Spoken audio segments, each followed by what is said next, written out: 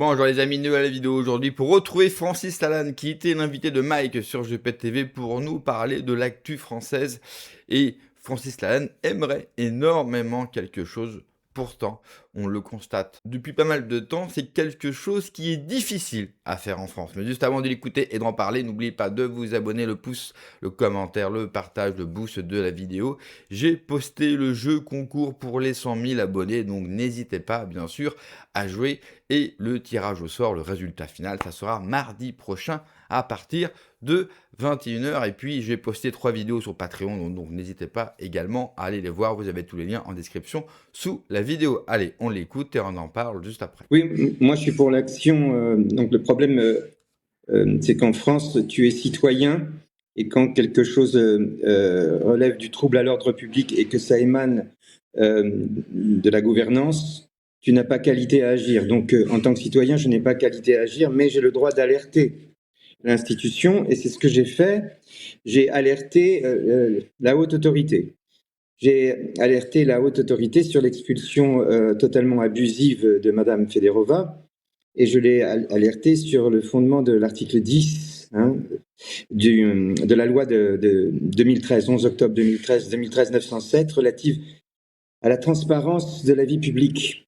Et que dit cette loi en gros, pour être prosaïque? Elle dit en gros que ce qu'on appelle un conflit d'intérêts n'est pas autorisé pour ce qui concerne, en tout cas, c'est pas autorisé tout court, le conflit d'intérêts pour le commun des mortels. Mais ça n'est pas non plus autorisé pour les gens qui gouvernent notre pays. Et donc, j'ai alerté la haute autorité sur le fait que, à mon sens, cette loi sur le conflit d'intérêts dépassait largement le cadre matériel et financier, pouvait totalement être étendue à ce qu'est un conflit d'intérêts, c'est-à-dire en l'occurrence là, c'est une atteinte qui est faite au droit de la presse, comme par hasard à la veille des élections présidentielles. Et si tu veux, il semblerait comment dire, par l'instrumentalisation des OQTF, le gouvernement se livre à une sorte de contrôle des courants de pensée en France, faussant ce qu'on peut appeler le périmètre des discussions politiques lors de la prochaine campagne électorale. Voilà. Donc, voilà ce que moi j'ai fait, disons, dans cette espèce de marasme dans lequel nous vivons, le silence étourdissant, enfin le silence assourdissant de la presse qui ne se mobilise pas alors qu'on s'en prend à un journaliste dans notre pays, dans le pays de la liberté de la presse, un pays qui donne des leçons de morale, qui dit à d'autres pays qu'on s'en prend à des opposants politiques. Là, on s'en prend à, à un journaliste, à un journaliste. Et moi, ce que je voudrais là maintenant, c'est une levée de bouclier dans le monde de la presse. Comment se fait-il qu'on s'en prend à un journaliste et que les autres journalistes ne réagissent pas? Qu'est-ce qui se passe dans ce pays? Qu'est-ce qui se passe dans ce pays lorsqu'on empêche un artiste de monter sur scène et que les autres artistes ne réagissent pas? Qu'est-ce qui se passe dans ce pays quand on expulse un journaliste simplement pour empêcher le pluralisme journalistique de s'exprimer dans le futur débat électoral et que les journalistes ne réagissent pas? Donc moi, j'essaye de réagir à ma manière, avec mes petits moyens, mais simplement pour expliquer aux gens qu'il faut réagir. Aujourd'hui, il faudrait qu'il y ait une grève générale de tous les journalistes, télé, radio, de la presse, demandant et exigeant le rapatriement de Madame Federova, qui est une journaliste qui n'est pas une espionne, qui n'a jamais porté atteinte à l'intégrité de notre pays, de notre gouvernement, qui est une dame respectable, qui fait un métier respectable et qui là n'est pas respectée. Donc comment se fait-il que les journalistes français acceptent qu'on ne respecte pas leur profession en s'en prenant à l'un des leurs? Je ne comprends pas. Mais je vais te Je dire ne une chose, cher comprends pas dans Francis. quelle France on vit. Je vais te dire une chose, cher Francis, il y a plusieurs choses. D'abord, il y a une russophobie qui, pour moi, est du racisme. Voilà, qui a actuellement auprès de ceux qui nous dirigent. Je pense, j'ai aussi une pensée pour notre amie Anna Novikova, qui est depuis 8 mois en prison. Depuis 8 mois en prison parce qu'elle a voulu apporter des denrées alimentaires dans le Donbass. Enfin, c'est fou, hein, quand même. Et puis, il y a une deuxième chose, c'est beaucoup plus simple de s'attaquer aux femmes. Et ça aussi, c'est quelque chose que j'ai remarqué de la part de l'État actuel, la République actuelle, c'est qu'elle s'attaque beaucoup plus facilement aux femmes. Je ne sais pas ce que tu en penses, cher Francis.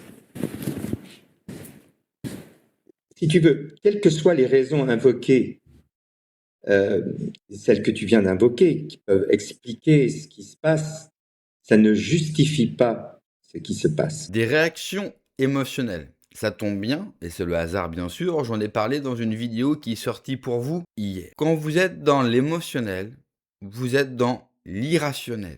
Ce que l'on vit aujourd'hui en France, politiquement ou dans la perception que nous avons du monde et de la politique, c'est de l'irrationnel. L'irrationnel ne mène à rien et ne mène qu'à votre perte. J'admire beaucoup Francis Lalanne, mais au premier degré, je ne fais aucune ironie. C'est un artiste, un grand, et je suis admiratif par sa naïveté.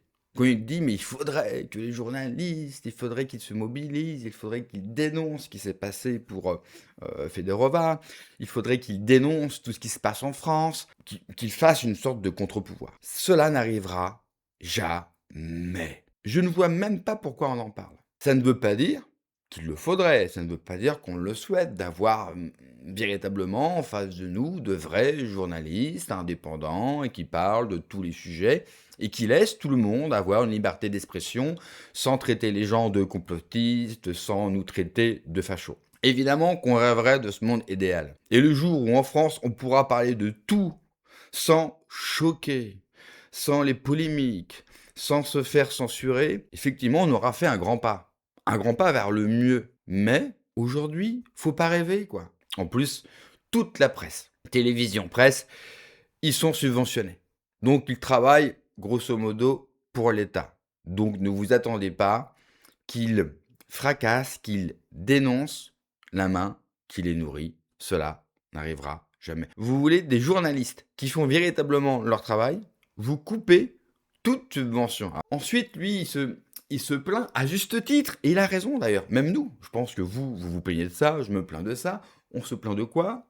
Eh bien qu'il n'y a pas une mobilisation. Pour une raison toute simple, car en France, plus qu'ailleurs d'ailleurs, et ça c'est vraiment particulier, et ça mériterait vraiment une vidéo, un live, et ça mériterait des études pour comprendre pourquoi cela a plus pris en France qu'ailleurs. Car la France est frappée d'un mal bien plus grand que les autres. Je sais, c'est l'Union européenne. Non. C'est l'Empire américain. Non plus. C'est l'OTAN. Non plus. C'est l'OMS. C'est Macron. Non plus. Le plus grand mal qui a touché la France, c'est l'individualisme. J'en ai parlé déjà hier dans la vidéo sur un sociologue qui parle de Macron. Je vous invite réellement à aller la voir. L'individualisme, c'est ce qui fait le plus de mal à ce pays. Et l'individualisme qui nous vient de la doctrine morale du libéralisme, c'est-à-dire mettre l'individu au-dessus de tout, le fameux moi-je, fait un mal terrible à la fin. Au fil de ces dernières années, vous avez eu les paysans. Les paysans ont manifesté pour les paysans. On a eu les boulangers. Bref, chaque corps de métier va se mobiliser pour lui-même, c'est-à-dire que personne n'est capable de se réunir dans un but commun. Ensuite, vous avez la petite bourgeoisie de province qui trinque, qui se fait tondre comme les classes moyennes, comme les classes populaires. Pourtant, et on le constate, il n'y a pas de jonction entre ces trois classes. Grosso modo, hormis un match de foot ou un match de rugby, ce sont les seuls moments où les Français sont capables d'être ensemble. Même la dissidence, la résistance, le camp national sur Internet, et pour ceux qui passent beaucoup de temps sur X, par exemple, dans des spaces ou autres, vous pouvez constater que du matin au soir, tous les jours de l'année, eh bien, nous nous bagarrons entre nous. C'est-à-dire que le pays est en train de disparaître, le pays brûle, nous n'avons aucun pouvoir, nous n'arrivons à faire pas grand-chose politiquement parlant, et en plus, on se permet, bien sûr, le luxe de se bagarrer entre nous. L'individualisme, le moi-je, empêche une chose. Et cette chose, elle est vraiment primordiale pour qu'un jour, on réussisse tous ensemble, collectivement, à nous réunir et à faire quelque chose. L'individualisme empêche une pensée collective, empêche cette prise de conscience que notre petite personne n'a pas d'importance au vu du groupe et de la gravité de la situation. Comprendre que peu importe votre statut social, peu importe d'où vous venez, nous souffrons tous de la situation de la France de la même manière. Nous devons être capables de nous oublier afin d'apporter notre force dans un groupe. Mais en France, plus qu'ailleurs, extrêmement compliqué. Moi, j'ai vécu en Espagne pendant de nombreuses années Et il y a une chose qui m'a choqué, pour le coup, j'avais jamais vu ça de ma vie. J'y suis allé avant la crise de 2008. Après la crise de 2008, le pays était à l'arrêt. Les grues, tous les chantiers étaient à l'arrêt et les salaires ont baissé de 30% d'un coup, dans un pays où les salaires n'étaient pas très élevés et en plus tout le monde vivait à crédit. Un crédit pour les vacances, un crédit pour le canapé, un crédit pour la voiture, pour le scooter, etc. etc.